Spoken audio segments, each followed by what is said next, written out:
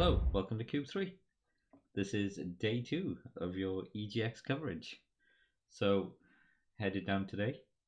It is 9:52. We've just got back from a very full day. What have we seen? That is the $1,000,000 question. So, as we talked about yesterday, we were looking to see a couple of talks, have a good walk of the show floor, to see what's happening. As I said before, the big three, as it's called, Microsoft, Sony, and Nintendo, due to the situation, weren't there. But there was a lot of talk about whether or not this would be an issue, whether or not people would see less, if it maybe wouldn't have that same spark that EGX is known for. And to some extent, possibly they were right. But I think what it's really done this year is given the indie developers a really good chance to shine, and we've seen a lot of good stuff today. I will be consulting my notes. Got my notes here, various degrees of quality, to tell you what we've been seeing. So yeah, we're just going to run through them.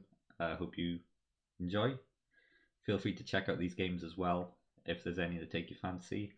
Going to tell you my favourites as well, and basically what we've seen. So the first thing I got my hands on, went straight to the booth when I got there, was Coffee Talk Episode 2.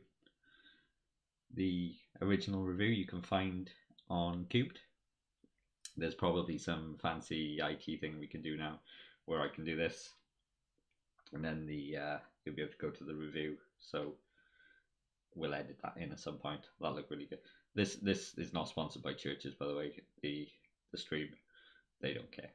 But if you do watch this, Churches, big fans. So yeah, Coffee Talk.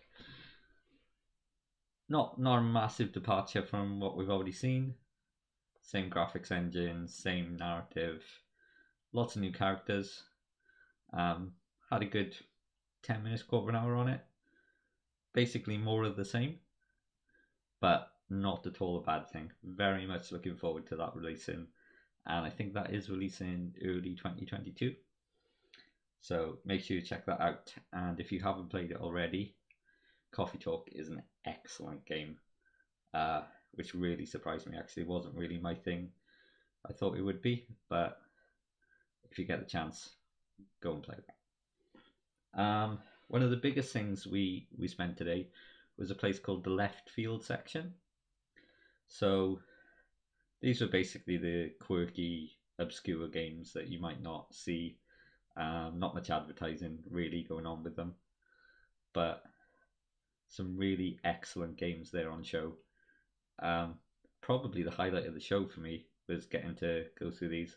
There was another highlight later that we'll tell you about, but that was kind of a personal, bizarre experience that I don't think will ever happen again, or should have really happened this week, but very strange. Anyway, there were a few games. There was a game called GB Roba, which was a platformer, looking like the old Game Boy kind of Mega Man oversized sprites platforming game. Really enjoyable. Imaginaria, which is very much a text-based adventure. Something we were talking about, the various Cube members who were there. This kind of seems to be the year of the RPG, but kind of the old school 2D retro RPGs. Seen a lot of them on the show floor, kind of like all these homages, which is really great. I personally am a massive fan of the old 2D hand-drawn point-and-click adventures, and they seem to be making quite a resurgence, certainly on this show floor. And I keep going back to it, but it's really given these smaller developers a chance to shine this year. Might be the better for it. you know what to expect with the big companies, you know what to expect with certain releases. So seeing these really get a good bit of time in the spotlight was really interesting, and hopefully that'll push them on to bigger and better things. Um, you'll be able to catch up on Cube 3, by the way. We're going to write some articles up. We're going to give you some ideas about the type of games that we loved, um, the whole overall experience. But as you can see, like just seeing me now, it's been a long day, but a good one. We also get a press pass as well, which was amazing because we could just like, press hello, little badge, little lanyard, little lanyard for the fans of Cube 3. So they come and have a picture taken with us. So yeah, there's going to be plenty of articles on Cube 3, but I thought I'd do a little roundup tonight, just to give you an idea of what we've seen. We attended some talks, as I said we were going to. The Doctor Who talk, very good. There was a new trailer for The Edge of Reality, which is coming out soon. They had a couple of guys from Maze Theory there, who are the guys who created the games. One of the writers, he also worked on The Lonely Assassins, which I reviewed quite recently. The phone game, and also on Switch as well. Excellent game. Really, really innovative for what it does. But The Edge of Reality is based on the VR game, which I think I reviewed as well. That's probably me. Any Cube 3 thing, Doctor Who wise, usually comes to my desk. Not this desk, but a desk. This desk is also lovely that way. So, expanded adventure with two Doctors. David Tennant is returning, reprising his role as the 10th Doctor, along with Jodie Whittaker. So, they talked about the development. They talked about why they chose to do it as it is, why they've taken it for a full experience, not just for VR now. It'll be available on all consoles, I think. And also that the story, when they talked to the writer, he said that David Tennant isn't just rammed in there for cameo value. There is a reason he's there. He's not just going to turn up for a couple of seconds, say Alonzi, and leave. So that's something to really look forward to. As for the incredibly strange thing that happened, so we went to another talk today, which was about comic books and gaming in the industry. So this was meant to be led by Dave Gibbons even, who wrote Watchmen, who didn't write Watchmen, but co-created Watchmen with Alan Moore.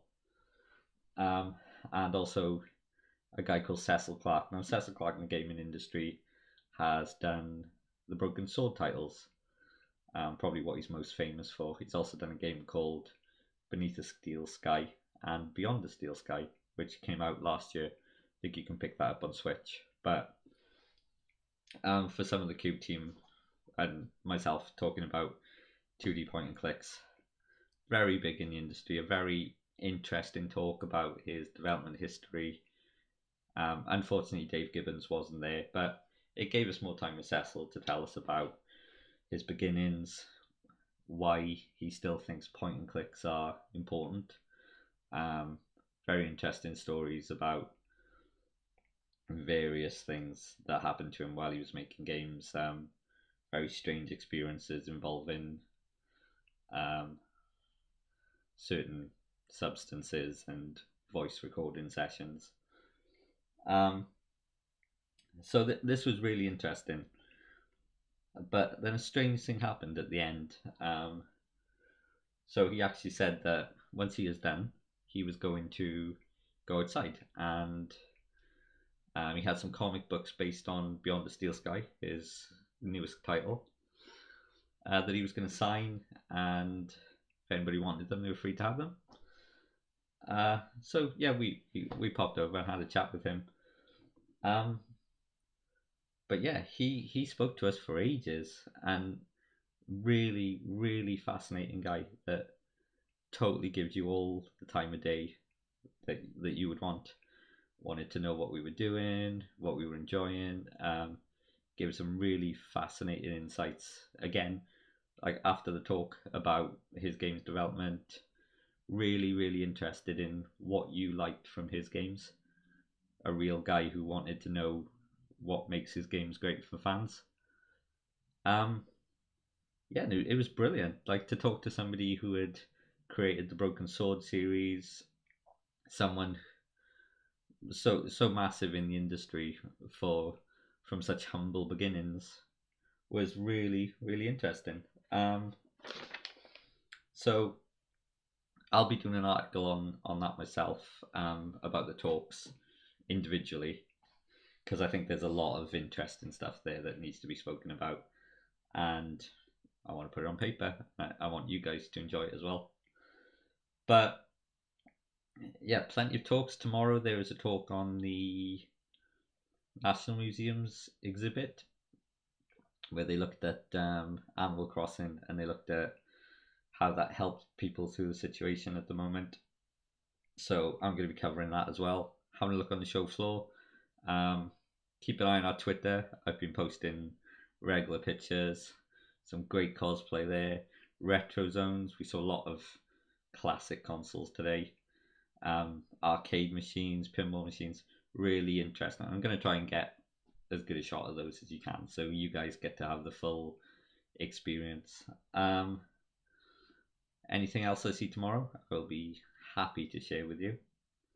But keep an eye on Cubed at Cube3 for live updates as I am strolling around with the team, having a look at what we're looking at.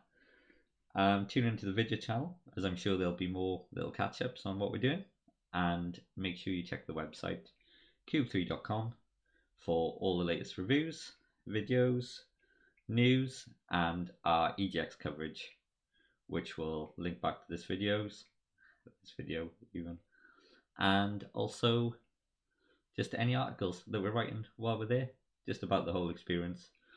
Want to make sure that you get kind of an overall view of what has been happening. So want to make sure that maybe not the specific games, although we will be doing that too, but just the feeling of being there. Like, is it worth going? And yeah, I'm gonna say yes, and I'm gonna just give you an idea of the atmosphere, hopefully, if my writing can translate that in any way. So hope you enjoyed it. See you tomorrow, and I'm gonna get some sleep because it is a long day being a games reviewer, doing it all for you, the public. So take care, and we'll see you soon. Bye.